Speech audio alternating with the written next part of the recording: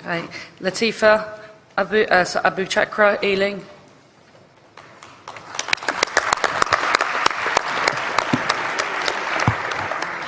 President, Conference, my name is Latifa Abu Chakra. I'm a first-time delegate and a first-time speaker.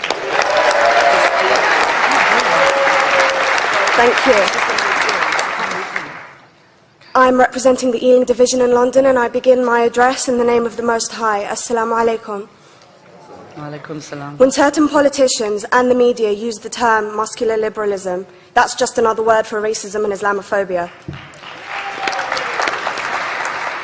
This stance on Islam has led them into primary schools to ascertain why young girls wear the hijab, as it could be interpreted as a sexualization of these young girls. I say shame on Ofsted for victimizing young girls, for choosing to wear religious articles of clothing. There is no such measure made for other religions or other articles of religious wear. This stance has other ramifications.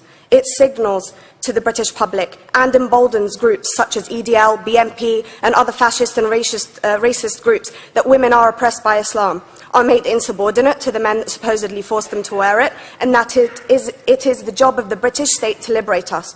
We reject this imperialistic saviour thinking.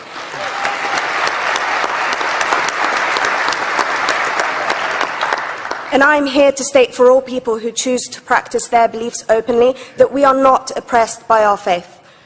Islam is not one homogeneous block. There are Muslim women who do not wear the hijab, and that is their interpretation of their faith. The Quran beautifully states, "La ikraha fid din," which translates to, "There is no compulsion in religion." My faith has given me the right to choose 1,400 years before the Universal Declaration of Human Rights told me I could. A fun fact for you, conference. My dad didn't want me to wear the hijab. I chose to. Those of faith, thank you.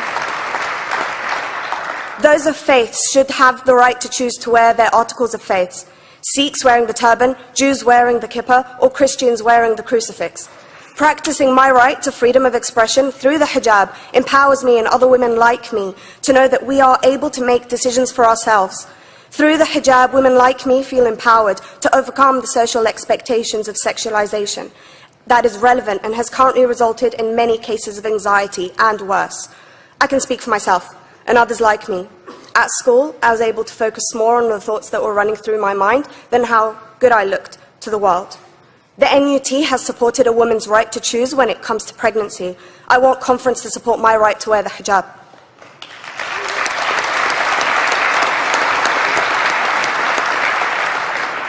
How I choose to practice my faith is clearly displayed for all to see. This makes me the target of hate crime. The level of racist attacks on Muslim women is disproportionate to any other oppressed group in British society because we are an easy target.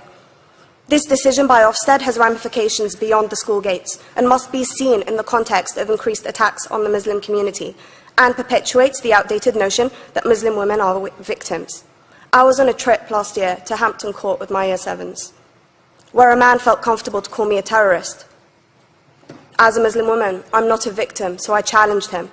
He denied it. I'm sure you've heard of the Punish a Muslim Day. It's been spoken about a few times already this morning. And as a Muslim, I'm actually quite optimistic. They're trying to limit it to one day. That's 364 less than normal.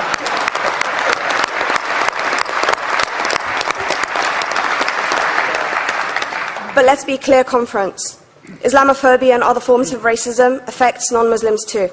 If we don't challenge this stance as a collective, we may turn into a society like France, where women are forced by the law to choose between their faith and their education, their faith and their right to work in the public sector, their faith and their right to enjoy a day out by the seaside with their families.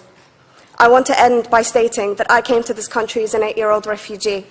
We are Palestinians, forced out of our land in 1948. We lived in third world conditions, similar to those in Calais for 60 years. Here, I received the support I needed to study law at university and become a secondary school citizenship and PSHE teacher and a school rep. An injury to one is an injury to all, and I want to thank the Union for its stance on all oppressed groups, in particular mine, Palestine. Thank you, conference. Thank you, Latifa.